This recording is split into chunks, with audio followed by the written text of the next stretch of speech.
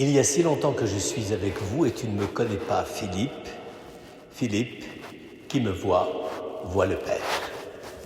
Frères et sœurs, nous écoutons cette phrase et cette affirmation de Jésus comme si, j'allais dire, c'était du parfaitement identifié, et bien connu, et que ça ne pose pas de problème. Pourtant, c'est une des phrases les plus énigmatiques de tout l'Évangile. Car, quand on regarde ça de très près, c'est un paradoxe immense. Qu'est-ce que les disciples pouvaient voir? Ils pouvaient voir le visage d'un homme, toutes les expressions émotives du langage, toutes les formes, tous les gestes, toutes les manières d'être et les manières de faire, toutes les relations que l'homme, Jésus, pouvait entretenir, créer, approfondir, soit lui avec les disciples, soit lui avec les gens qu'il rencontrait.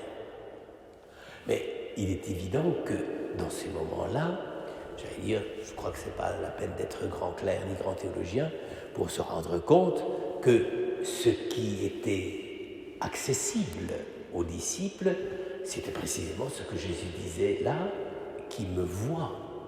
C'est-à-dire, c'était de l'ordre du voir, élargissant, si on veut, à l'entendre, à la sensation, à la reconnaissance, à l'échange des sentiments, tout ce qu'on appelle le domaine interpersonnel aujourd'hui.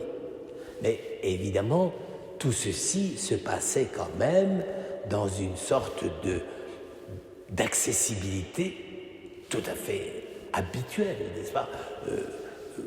Comme vous et moi, quand on se parle, eh bien, effectivement, je vois quelqu'un, je parle à quelqu'un, quelqu'un me parle, il y a échange, il y a dialogue, comme on dit aujourd'hui. Mais précisément, on ne peut pas dire après, même simplement, j'allais dire, prenons l'exemple le plus bête, quand je vois le fils de quelqu'un, je ne peux pas le dire, quand je te vois, je vois ton père. Bon, évidemment, il peut y avoir une ressemblance physique, mais précisément, c'est déjà bien difficile de voir le cœur même de l'individu, c'est encore plus difficile de voir le cœur de son père à travers le fils. Donc, il y a là quand même, quand on mesure ça de près, c'est tout à fait étonnant et même franchement déroutant, parce que qu'est-ce que Jésus a-t-il bien pu vouloir dire dans une pareille réponse à Thomas? Ce qu'il constate, Jésus, et qu'il le fait constater à Thomas, c'est que quand on le voit, on a prise sur lui. Mais est-ce que, après, on peut dire « qui me voit, voit le Père », comme si, quand on voit Jésus, les disciples, j'entends bien parce que nous ne le voyons pas, mais quand les disciples voyaient Jésus, est-ce qu'ils voyaient le Père? C'est évident que non. Je veux dire, ils ne voyaient pas la gloire du Père au sens où d'abord le Père n'a pas de visage, il n'était pas incarné, il est Dieu, il est éternellement Dieu, etc. Il est insaisissable, immense et sans mesure. Donc, dire on voit le Père, et ça veut dire quoi? Donc, le mot voir, dans ce cas-là, n'a pas le même sens dans qui me voit et dans voit le Père. C'est le même mot, mais ça ne veut pas dire la même chose. Et pourtant, c'est là qu'est contenu tout le mystère chrétien. Pourquoi?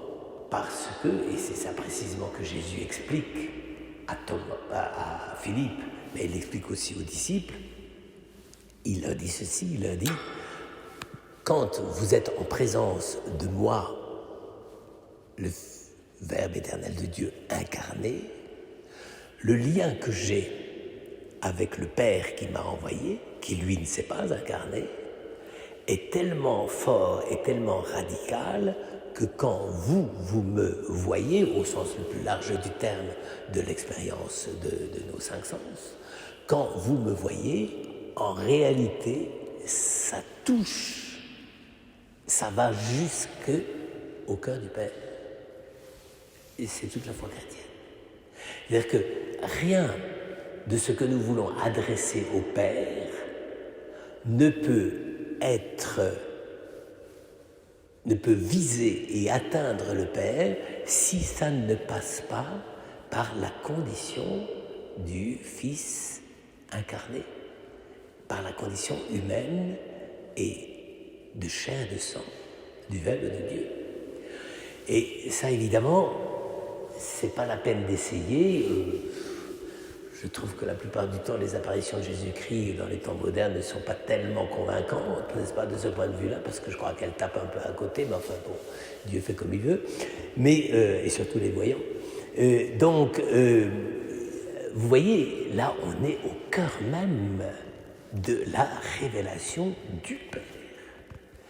Jésus est vraiment révélation du Père parce qu'il est Fils éternel de Dieu, mais il a ceci que n'a pas notamment l'Esprit Saint, c'est que le Fils, quand il révèle dans sa condition incarnée qui il est, à travers les gestes, à travers tout ce que nous connaissons de lui, eh bien, il y a quelque chose du cœur même du Père et donc de sa relation filiale au Père qui transparaît.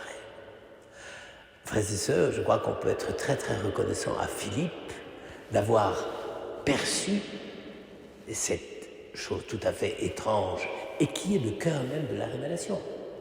Pour Jean, c'est certain. C'est quand Jésus dit ça à Philippe, je pense que Jean, lui, il a immédiatement enregistré et gambergé parce qu'il a compris tout de suite et qu'il s'agissait d'une certaine manière dont Dieu voulait se révéler.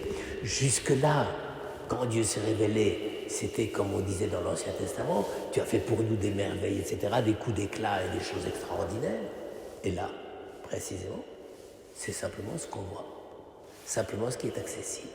Eh bien, simplement ce qui est accessible devient révélation du mystère de l'amour de Dieu pour le monde.